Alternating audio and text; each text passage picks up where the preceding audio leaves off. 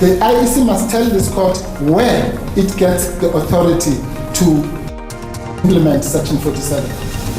It is a crime unlawfully and intentionally to disobey a court order. Izokutaka kusasa icala likamengameli walokhu uJacob Zuma elimayelana nokuthi ikomishini yezekhetho ezijameleko ithi akakavumeleki ukuthi abe ngumkhethane emavotini wanonyaka. Phela sebayakhohlwa ukuthi ancedanga ngagishwa ngingakayiqedi.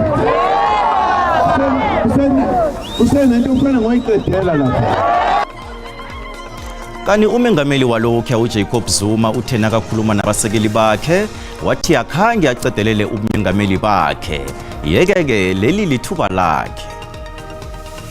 We need to score, you know, we need to go for it and score, but we also need to be aware to not concede. The pitch will favor us the same way the pitch favors them. They're not a team that plays the ball, they're a team that wants to run behind. Ibanyana ithi izozibuyiselela isichimini seNigeria kusasa edlulele emidlalweni yama-Olimpiki.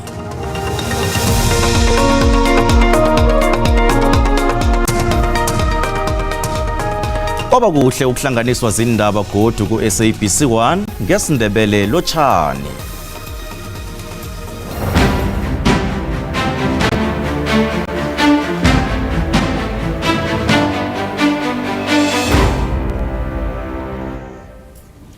Sigodliwe isahlulelo sekhotho namhlanje mayelana necala likamengameli walokhu uJacob Zuma. Ikhotho ekhethekileko yezamakhetho ilalele icala likamengameli walokhu uJacob Zuma lokuzibilayeza malungana nesicundu sekomishini ezijameleko yezekhetho sokuthi akakavumeleki ukuba sehelweni labonkhethane bamakhetho wanonyaka. Ikhotho yezamakhetho izwe ukuthi kufanele isebenzise nanyana ngiliphi ithuba engalisebenzisa ekulithuba elingalimazi amalungelo womthetho sisekelo welizwe. uZuma watholakala ukuthi udelele ikhotho yezomthetho sisekelo ngomnyaka ka-2021 nakaza kugwetshwa inyanga ezili-15. Isigaba sama-47 endinyaneni yokuthoma yomthetho sisekelo isection 47 subsection 1E itshengisa ukuthi umuntu akavumeleki ukuba lunga leparlamente nayikhibe wakhe wabotshwa isikhathi esidlula inyanga ezili-12 ngaphandle kokubhadela imali, kanti umthetho lo uphela ngemva kweminyaka emihlanu isigwebo sadlula. Amagqwetha ajamele iMK yaphikisa ngelokuthi batsho umthetho lo awumthindi umengameli walokhu uJacob Zuma. The starting point is really this, that in South Africa and in any other country, but more particularly in South Africa, we should be extremely cautious before we can ever deny the political rights of anybody. Amagqwetha kamengameli walokhu uJacob Zuma aphikisa ngelokuthi batsho ikomishini ezijameleko yezekhetho itlhayelelwa mamandla wokusebenzisa umthetho wesigaba sama-47 endinyaneni yokuthoma yomthetho sisekelo wokungavumeli uZuma ukuthi abe sehelweni labonkhethani bamakhetho ka-2024, kanti athi batsho i-IEC esiqundweni sayo idlule amandla wayo asebenza ngaphakathi kweparlamente. The IEC must tell this court where it gets the authority to Section 47. And the answer is nowhere. Ikhotho ye-IEC ihlathululelwe ngomthetho wesigaba sama-47 endinyaneni yokuthoma yomthetho sisekelo ngokuthi umuntu akakavumeleki nakwenze njani ukuthi angaba lunga leparlamente. Ngenyanga epheleleko i-IEC ithethe isiqundo sokuthi uZuma angakhe angaba sehelweni labonkhethani, kungakho njenganje uZuma abuyisele indaba le ekhotho ekhethekileko le ukuyozibilayeza. Amagqwetha kaZuma athi uZuma akhange kabotshelwe ukwenza into ephambene nomthetho. Nanyana kunjalo amagqwetha we-IEC aphikisana nalokho. It is a crime unlawfully and intentionally to disobey a court order. This type of contempt of court is part of a broader offense which can take many forms, but the essence of which lies in violating the dignity, repute, and authority of the court. So it's quite clear there that it's described as a crime. Isahlulelo sokhotho sigodliwe, kanti icala lizokuraga kusasa. Kanina sisaqale indaba zokuzibilayeza ikhotho zikamengameli walokhu uJacob Zuma, abalandeli bomkhondo wesizwe party bathi bazomsekela uZuma nanyana kunjani.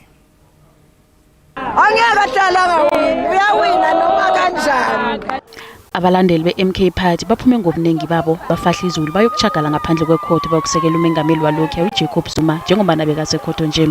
Bathi nakumthetho wona bayawazi yeke banesiqiniseko sokuba uZuma uzolithumba icala. We know Section 47 now it does apply, so we're definitely sure, personally where I'm standing, that we will definitely win this case. Kanti uZuma uthena akaphume ekhotho wakhuluma nabalandeli bakhe. Umuntu wabomongameli bazokwaphela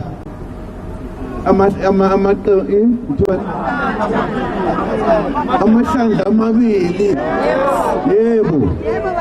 Akakwazi ukuthi abomongameli.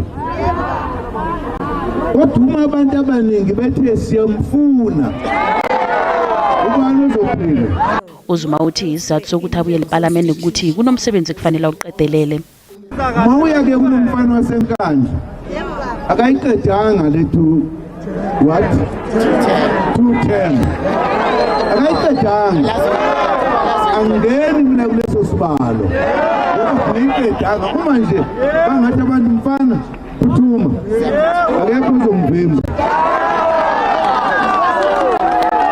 Kanti phela sebeyakhohlwa ukuthi angiqedanga ngakhishwa ngingakayiqedi. Usenento ufana ngoyiqedela lapha. Uthi abantu nabafuna phathe good naye akunanto angayenza ngoba na kuyidemocracy lokho. Izakhamuzi zendaweni ezisenzasi nezisenkhisini eJohannesburg zitshejile njengombana kulindeleke bona izulu line ivekele yonke. Besizo elihabako eJohannesburg bathi babeke ilihlo malungana nengikhukhula ezingahle zivele endaweni le. Iziko lobujamo bezulu leSouth Africa likhuphe iseleliso ngezulu elikhulu elikhambisana namawuruwuru elizweni elizombelele. Njengoba nabeziko lobujamo bezulu bayelelisa ngezulu elizokuraga nokunivekele yonke eGauteng, imiphakathi esendaweni ezisenzasi nezisenkhisini ihlezi ngokukhulu ukutsheja. Kanti umphakathi weStreet Alexandra uyaguguneka ngendaba ezulu le ngombana wakhe magega nomlambi iJSK. Qobe nakunizulu lomvimbi, imizi eminingi lapha yemuka nengikhukhula ngokunjalo nepahla abo. There's a problem when it rains. Yaksi is getting full and we're forced to leave our houses until it stops. When it rains, the river floods our home and our beds and blankets get soaked. At times we have to run with the children until it stops. Besizo elihabako eJohannesburg babeka ilihlo malungana nengikhukhula ezingahle zivele endaweni le. We are going to check the river levels. This is around low-lying areas in Deep Sloot, Alexandra, and where we mostly have flooding as well in parts of Soweto and your north suburbs of Johannesburg. We also want motorists to drive very carefully. Kanti bobujamo bezulu eSouth Africa bakhupha isigaba sesibili sesiyeleliso ngamawuruwuru aphekelelwa midumo eJohannesburg. Kanti ejingala ngakapa kubhubhugade eplasini lewine ephali ncangebhowland ngemva kuba nomoya namandla uwisomuthi wawela phezu kwekolo yakhe. Kunizulu elinamandla elikhamba nomoya kwezinye indawo esifondenisi kanti lichiya umonakalo endaweni esihlukahlukeneko kunye nemhlathaneni. Ezinye indawo eKapa sele zinganagezi ngonobangela wokonakala kwentambo zegezi ezikhamba phezulu. More than 500 homes have been damaged across the city, and I include informal settlement structures in that. About 550 homes damaged, some completely destroyed. Imakhiphe ephukile endlini zabantu kunye namakhweni amabhizinisi okwenza bona kuvala isithabathaba sentolo iSomerset Mall ehlagwini eSomerset. Imphathimandla zithi kubikwa izehlakalo ezingaba ama-28 zokuphepha kwemfulelo zoloko kwayizolo endaweni ezifaka hlangana iDelft, Mitchells Plain kunye neBlue Downs. Indawo zemhlathaneni ngizo ezibetheke khulu. Ekhasini lethu leFacebook sibuze ukuthi izulu linjani ngekhenu ngombana lenze umonakalo omkhulu endaweni eziningi. Nakumbono wakho uyalandela mbukeli.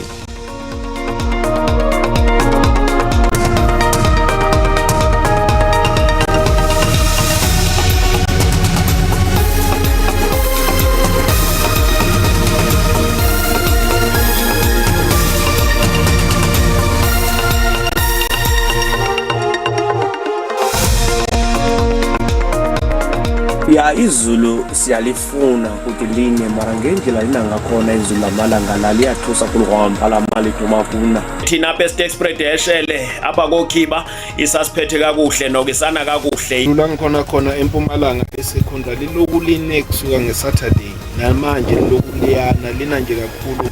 Mina endaweni engihlala kuyona la kaSanti awukho umonakalo engubonile ngenxa yezulu.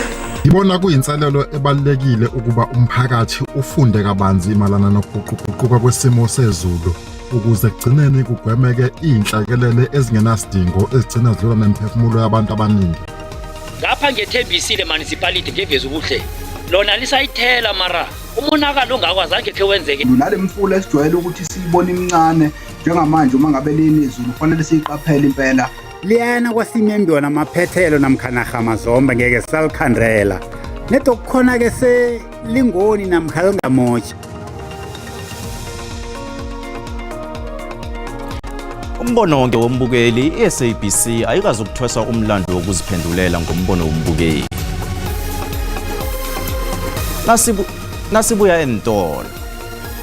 I-treatment angayitholi angancedakali and sengisabana ukuthi ngidodevolta cause isibhedlela sivaliwe. Ziyalila inguli ngokungatholi isizo esibhedlela iThemba azisazi ukuthi zenzeni.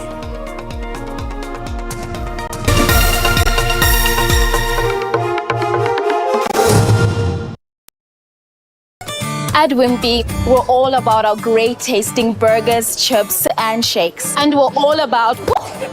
Hi, welcome. And just 2 more minutes until you're ready. And 2 extra hands if you need that too. Hi, ke gopela the burger, chips, and shake meal.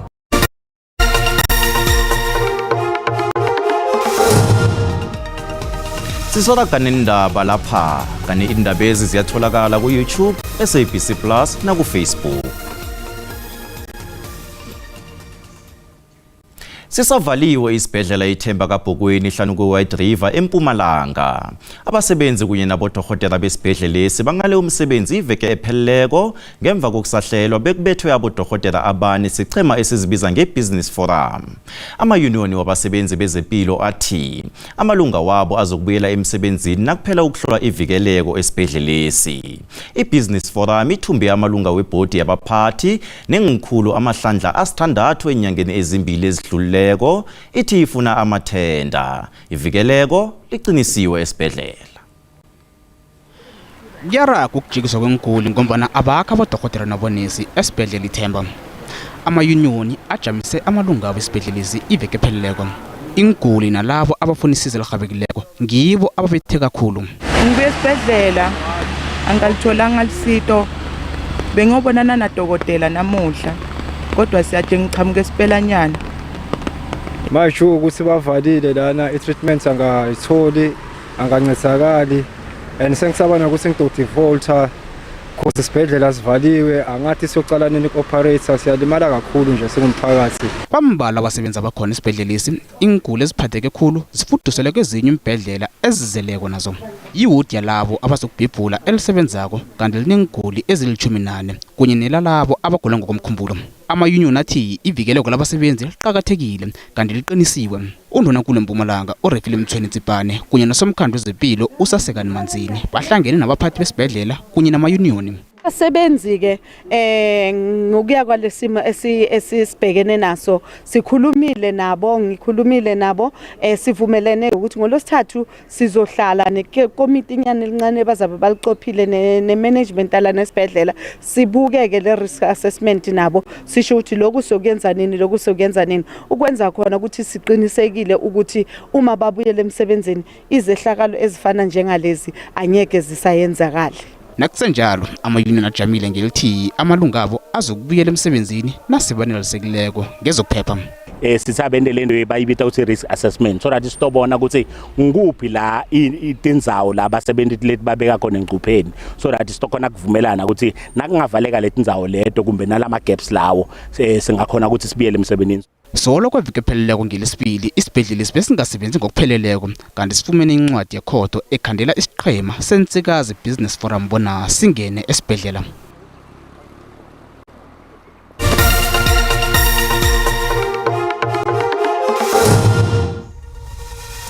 zemali. Iranda liqinile nalilinganiswa nezinye imali.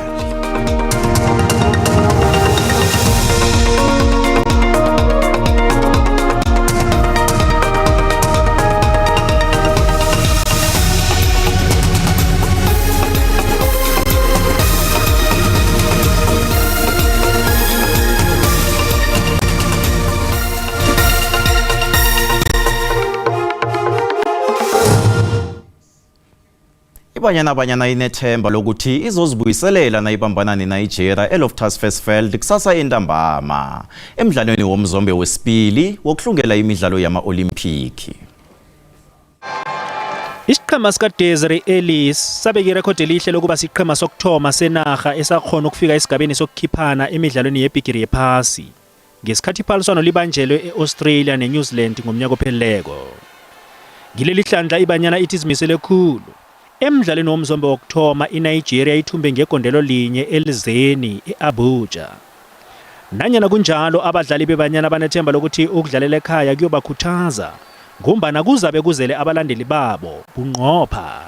I just hope that, the fans will come out and be behind us because I do think there's so much more in the second leg and hopefully we can get the goals we needed. We know that the pitch will favor us the same way the pitch favors them. They're not a team that plays the ball, they're a team that wants to run behind and that's exactly what the pitch do. Umbanduli webanyana uthi ukubetha igondelo lokuthoma msinya kuzokhuphula amathuba wabo.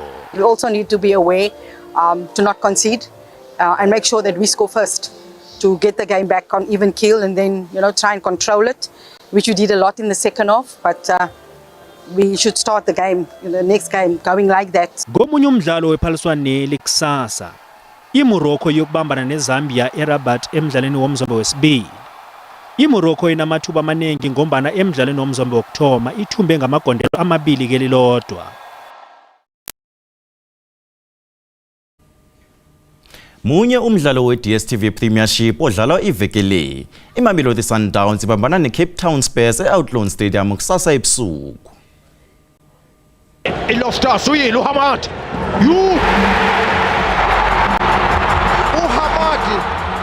iMamelodi Sundowns esanda ukuhlolisa ibizo layo kuma-semifinal we-CAF Champions League ngemva kokubetha i-Young Africans ngelesihlanu iveke epheleleko. Bonakala izimisele ukuvikela unongorwana weligi kwehlandla lekhomba ngokulandelana. Okwanje isesiqongolweni seligi ngamaphuzu ama-49. Kusasa iyokubambana neCape Town Spurs enamaphuzu ali-12 kwaphela esolo igade umsila weligi. Nange iSundowns ingawuthumba lo mdlalo wakusasa kuzokuthi ukuthi sekuyokusala inqhema ezilikhomba kwaphela ezinamathuba okubanga ibhigiri yanonyaka. Isiqhema sikaRulani Mokwena sinamathuba amaningi khulu wokuvikela unongorwana lo. Sisalele imidlalo eli-11 yeligi. Kodwa nange singathumba emihlanu yayo kuzokutsho ukuthi siyamthatha unongorwana ngaphandle kwevalo lokuthi ezinye inqhema ziyayithumba namkhanjani imidlalo yazo. Leli lithuba lokugcina leSpurs lokulwela ukungena ngaphasi kwehelo lenqhema ezibunane eziphezulu eligi. Ngakele inhlangothi solo iyabogaboga balekela ukugawulwa lizembe leligi. Nanyana kunjalo isesenawo amathuba ongena ehelweni lenqhema ezibunane eziphezulu. Kodwa nalokho kuzakuya ngokuthi idlala njani imidlalo yayo ebunane esaselele ngiyo ngaphambi kobana kuphele iligi. Umdlalo wakusasa yokuthoma imizuzu nayi-30 ngemva kwe-hour lekhomba ebusuku. I know that Grant can explain that celebration better than me. Asihlole ehlelweni zibuya nabazumi kuKwekwezi FM ukuthi bazume bafika phi namhlanje. Akwande Masango nizume njani?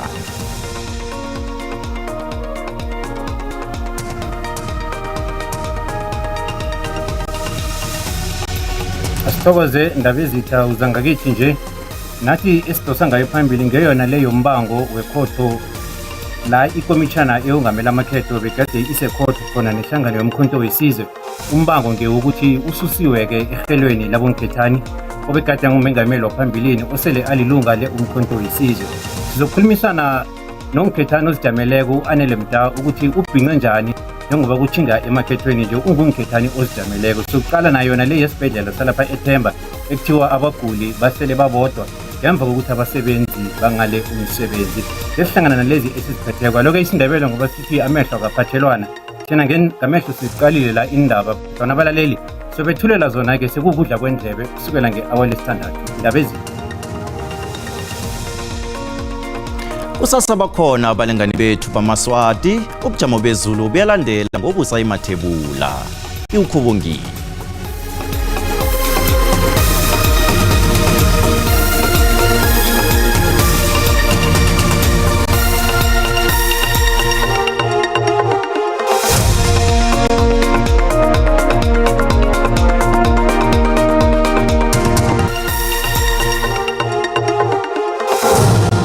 Uzifunde kamnandi bonke sithokozile ngomvulo manzi mbukele ekhaya lotshani ke sicaleleke ubujamo bezulu vele lisawathela ukusuka eKapa ukhuphuke njalo ufike ngaleke ngendaweni zanga kuboPitori maphakathi nenaga uyalithola izulu nge80% kuthi kezinye indawo uliboneke ngabo 30% ukusuka ke kusasa uyayibona ikungu izelehle enikuseni abantu nabachayelako bacheje bayelele lapha ke endaweni zanga kubo George uzolithola na kanjani amathuba alinganiselwa vele ku 100% sitholele isilemukiso sivela kwa South African Weather Services ngazike kunomoya onamandla ke ngale ngeKapa lodumo khambisana nezulu ke elikhulu uthi maphakathi nenaga kube mejijo eduma kwabantu bacheje bayelele ngaphake ngeGauteng siyalibona ke izulu nalo likhulu hle kubusuku obukusasa ke siyabona ukuthi kusese nezulu elikhulu ngapha ngeGauteng nalapha ke enzasi egwini langesewula yeSouth Africa sekusuduka ukwazi ukubona ukuthi anjani ke amazinga okuchisa noma kunjalo ke izulu likhona nje lenza ibrango spread ukuthi iphole nge21 nangemva kwamadina iPitori yona ke nge22 sayibona eGauteng ukuthi ipholile isifunda sangaleke ngeLimpopo likhona izulu noma kunjalo ke iliphalale ithukufuthumala nge28 sibona lapha iphalaburwa ke yona nge26 siya lapha esifundeni sangeMpumalanga siyokubona ukuthi khona kunjani phakathi kwezulu nokho kuyafuthumela lapha esikhukhuza kuthi ke kubo Middelburg emalahleni kuphole iMiddelburg nge19 emalahleni kubomhlanga kupholile iKwaZulu Natal bonakala ke igubuze sengamafuna khona izulu likhona iKokstad ke nangemva kwamadina kumakhaza kuthi kezinye indawo ke njengalapha bo Richards Bay kufuthumele eKapa ke ngeMpumalanga siyabona ke ukuthi kupholile endaweni eziningi ufuna uba makhaza ke ngalenga kubo Wilomo abantu bazangibatha bafuthumele ngaleke ngejingalanga Kapa siyabona ke ukuthi likhamba liveza ihloko noma izulu likhona nje bese kuthi ke ngokukhamba kwesikhathi indawo ke kubonakala noma kunjalo ke kuphole ngezinye indawo kumakhaza ngale ngeNorthern Cape siyabona ke ukuthi kupholile kumakhaza khulu eSpringbok nangemva kwamadina nge16 asiyokucala lapha ke iFreystata ukuthi yona ibanjani sayibona ke nayo ukuthi ipholile kube makhazana ngokukhamba kwesikhathi ke nangale ke endaweni eziningi ngale ngeNorthwest siyabona ke ukuthi kufuthumele ngezinye indawo lipholile abantu ke baza kucheja bayelele njengoba na kunezulu nje nicheje nanichayelako sibona negodi ngelesithathu dido